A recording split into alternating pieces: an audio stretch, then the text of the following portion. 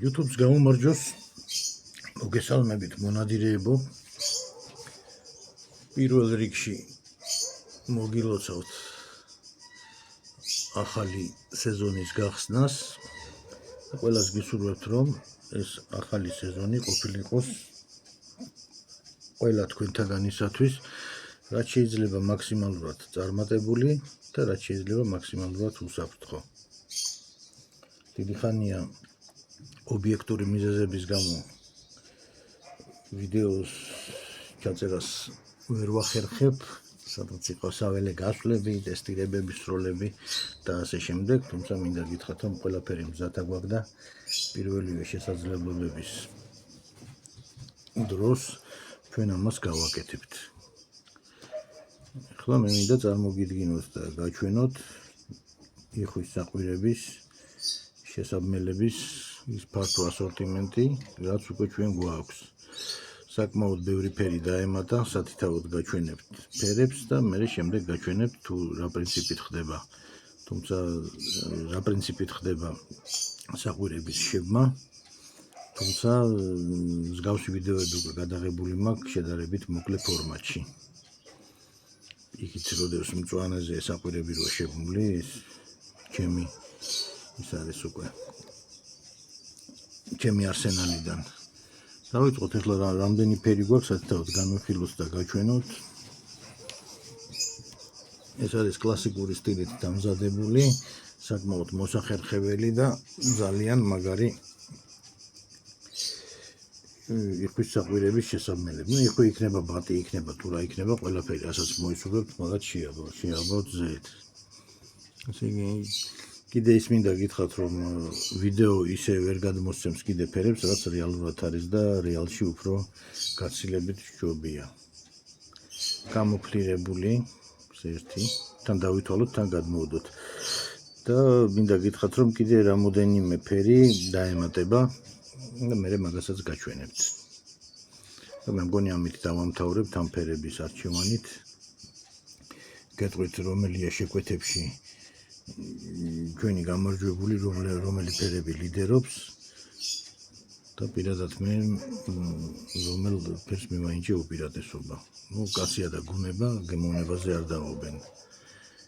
პირველი ასეთი გამოფლირებული. ერთი. მეორე. ყავისფერი. მესამე. სამხედრო მწვანე, ასე ვთქვათ. ეს არის ლიდერი. ეს ლიდერობს ეს ფერი და ყავისფერი. ეს ორი ფერია ჯერჯერობით გამარჯვებული, ასე ვთქვათ, შეკვეთების რაოდენობიდან გამომდინარე. ხაკისფერი კამუფლირება.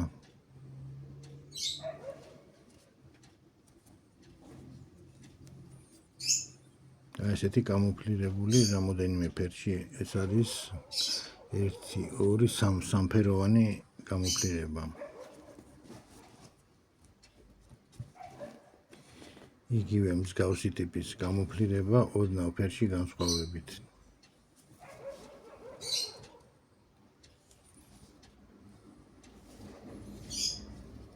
ეს იგივე ხაკისფერია, მეორე ბოლოა. ესეთი შავ-თეთრი.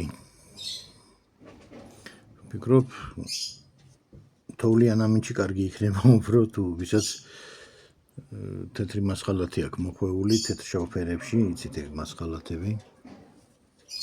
გვაქვს კიდევ ესეთი კამოფლირება. ესეც ძალიან ლამაზია. ერთ-ერთი განსაკუთრებული ფერია. ეს არის ორ ფერში, უბრალოდ სამ ფერში, შავი, ცისფერი და იასამნისფერი. გვაქვს კიდევ ესეთი. ცისფერ და შავ ფერებში. მწვანე შავში ეს არის რაღაცა მარკერის ფერშია. ახლოს რომ კამერასთან ოდნავ ფერს იცვლის, რომ დააშორებ უფრო სიმწვანეს სხვა შორს როდებს იგივე ფერია, ხომ გეუბნებით რეალში უფრო აი რეალში უფრო მაგარია, მაგრად გამოიყურება. აი ასეთი წნული. შემდეგ გვაქვს აგრეთვე ესეთი კამუფლირება. ესეც საკმაოდ იშვიათი და ძალიან ლამაზია, შესაძლებლად. და ბოლო იყო, სულ ბოლოს დაგვემატა ეს ნაცრისფერი შავში. ვფიქრობ, როგორც ეს იყო შავ-თეთრში რო იყო. რაღაცა ამის კატეგორიაში გადის ესეც, მაგრამ უკვე სხვა ფაქტურაა და სხვა სილამაზე აქვს ამას. როგორც უკვე გითხარით, ჩვენი შეკვეთების გამარჯვებული არის ეს ორი ფერი, გამარჯვებული როგორ ჯერჯერობით ყველაზე მეტი შეკვეთები ამ ფერზე გვაქვს. ეხლა ეს გადავდოთ და გაჩვენებთ ჩემს საყვირებს, როგორ მაქვს მოწყობილი და რა საყვირები მაქვს.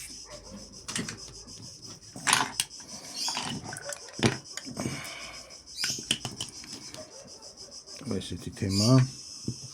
ესეთი თავიდან ესეთი ფერი ავირჩიე, მაგრამ მე ეს ვამჯობინე მაინც და აი ეს არის შესაძლებელი ჩამკეტი კარაბინზე რაც არის, ამ ფერშია გასაკეთებელი, ამას გავაკეთებ, უბრალოდ არ მოვასწარი. ესე იგი, სტანდარტულად შესაბმელი არის 4 ცალზე, რაც მოყვება, მაგრამ სრული შემთხვევაში შეიძლება მე-5 და მე-6-ს დამატებაც. ყოველგვარი ფასის დამატების და ზედმეტი გადასახადის გარეშე. ეს არის ბაკ გარდნერის საყვირი. ეგრეთ წოდებული 5-1 თუ 6-1, აი ბაკ გარდნერის. ძალიან დიდი ხანია მაქვს. ძალიან კმაყოფილი ვარ, ეს არის ჩეროკი ეგრეთ წოდებული სტოენია იხვის ხმებს გამოსცემს, კუცადგისა, ფართო ცხვირა. იმდენ ხმებს გამოსცემს, ყველა დამოღამებული არ მაქვს. კუცადგისა და ჩეროკის ხმები ათვისებულია, ასე რომ აქ მეტი საჭირო არც არის. შემდეგ ეს არის ამერიკული წარმოების ჰაიდელ ჰელსის გადასარევი საყვირი. უმაღლესი ჟღერადობით ერთენიანია, ამას კომპლექტში მეორე მოყვა კიდე ორენიანი. მაგრამ ამას აქვს ერთი მნიშვნელოვანი ნაკლი. ნაკლი ის არის, რომ ყინვას ვერ უძლებს. შეიძლება ყინვა არც იყოს და 0 გრადუსს მიახლოებულ ტემპერატურაზე უკვე იჭედება. იჭედება როგორ, თბილი ჰაერს რო უშვებს ზამთარში, იქ კონდენსირება ხდება, იჩენს ნალექს, ასე ვთქვათ.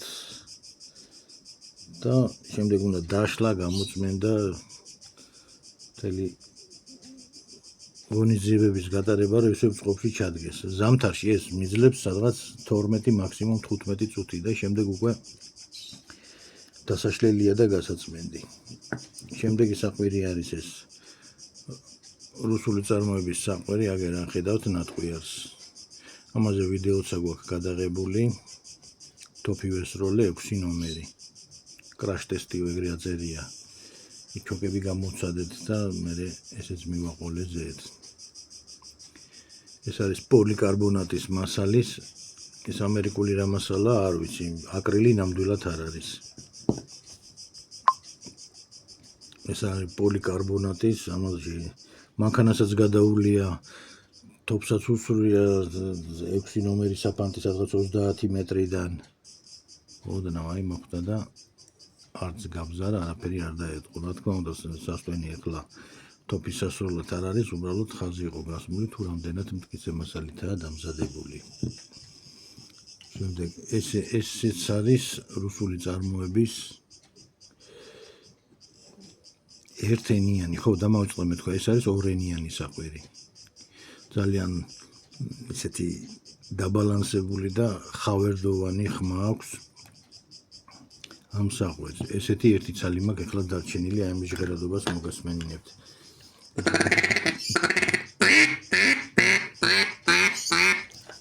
არ ვიცი კამერა ხმას როგორ გადმოსცემს. მაგრამ ძალიან სერიოზულ ხმებს გამოსცემს და ძალიან სერიოზული მუშა საყვირია ეს. გავაგრძელოთ. შემდეგი იყო მანკოფის ერთენიანი საყვირი. ამის მოდელის სახელი აღარ მახსოვს, ის კოლოფი გადავაგდე და არაფერი არ აწერია. ესეც არის ერთ-ერთი მუშა ერთენიანი საყვირი. დამახასიათებელი ის არის და უდიდესი უპირატესობა, რომ არც ერთი ეს საყვირი დაბალ ტემპერატურებზე არ იჭედება, არ ინერწყვება და მასალაა თვითონ ისეთით დამზადებული, ენაც და თვითონ ეს პოლიკარბონატებიც რომ ნალექის და ნერწყვის მიმართ არის ძალიან ისეთი მდგრადია, შეიძლება საათობით ამუშაო ყინვაში და საერთოდ არ გაჭედოს. ორენიანი და ერთენიანი. ესენი სხვადასხვა დროსაა შეძენილი და გამოირჩევა ძალიან დიდი მარგი ქმედების კოეფიციენტით, ასე ვთქვათ, ძალიან მუშა საყვირებია ორივე. შემდეგ ეს საყვირი ლეგენდა, ტიმბერ ლეგენდა. ეს საყვირები კომპლექტები ჩამომაქვს ხოლმე, ამასთან ერთად მეორე არის კიდევ 5-1-ში, ესეთი ბაგარდნერის ანალოგის და ეხლა ესეთი მაქვს სტაფილოსფერებში დარჩენილი ეს კომპლექტი. თუ ვინმეს დაგჭირდებათ, შემეხმიანეთ, მითითებული იქნება ჩემი მესენჯერი. დამიკავშირდით და გეტყვით ამა თუ იმ მომენტში რომელია დარჩენილი და რა ღირებულება და ყველაფერს გეტყვით. და შემდეგ ეს არის შეიძლება ითქვას გახედვა წარსულისკენ. ეხლა აქ სურათი გამოჩნდება, ეს არის იმის რეპლიკა, ანუ ანალოგი გაკეთებული. ყველას გახსოვთ საბჭოთა პერიოდში, თუ ასაკეთი მხელები ხარ და ვინც ნადირობდით, ორმხრივი საყვირი იყო ხოლმე, აღარ მახსოვს. 35 კაპიკი ღირდა თუ რა იყო ის საყვირი. შუაში ქონდა ლატუნის თხელი ფირფიტა. და დამახასიათებელი რაღაც ისეთი დაბალი ფხრიწინა ხმით გამოირჩეოდა. ამას თავისი სალნიკები ქონდა მოხსენი და რეზინებზე ავიყვანე, იმიტომ რომ დაძახების დროს აუცილებელია რომ ამის დაჭერა და ხმის ცვალებადობა. ეხლა ხმაზე მიხვდებით რაზე იყო საუბარი და ამას როგორი ჟღერადობა აქვს.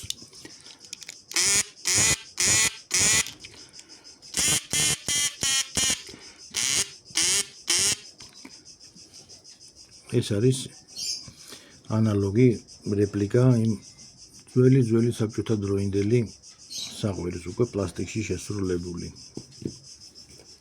ხო, სურათიც გამოჩნდება ამის, რომელზე იყო საუბარი, უკვე ნახეთ ალბათ. ესე არის, ეხლა აქ ასხმული მაქვს 6 საყვირი ამ ჩემს შესაბმელზე. თუ ვინმე დაინტერესდებით გენდომებად ამ საყვირი იქნება თუ საყვირის შესაბმელის შეძენა, აუცილებლად შემეხმიანეთ. იხვის სეზონი უკვე შორს არ არის. მაგაზე იხვის საყვირების გარდა შეიძლება ბატის, ტყის ქათმის, შველის, რა ვიცი, კიდე დაჭრილი კურდღის ხმებს გამოსცემს. ეგეთი საყვირებიც გვაქვს იტალიური წარმოების დარჩენილი რამოდენიმე ცალი. ის არის ძირითადად მტაცებელზე, ტურა, მელა მგელზე სანადიროდ, რომელიც გამოსცემს დაჭრილი კურდღლის ხმებს. აი ეს იყო ის მოკლე მიმოხილვა. ისი ჩვენებას თქვენთვის მინდოდა. ხო, დავამატებ იმას, რომ ჯერ სანადიროდ არ გავსულვარ მიუხედავად იმისა, რომ სეზონი გუშინ გაიხსნა. გახსნაზე თითქმის არასდროს არ გავდივარ ხოლმე, ასე ვთქვათ. რამოდენიმე დღის შემდეგ შეიძლება ერთი კვირის შემდეგაც, რომ დაწყდარდება, დამშვიდდება სიტუაცია, მერე მიჩვენია ხოლმე გასვლა და ნადირობა. აი ეს იყო სულ. გვიყურეთ, არხი გამოიწერეთ, გვეკონტაქტეთ და რა ვიცი, თქვენი მოსაზრებებიც გაგვიზიარეთ ხოლმე კომენტარებში. აბა დროებით, კარგად იყავით. ამ ეტაპზე დაგემშვიდობებით და დაელოდეთ მომავალ ვიდეოებს.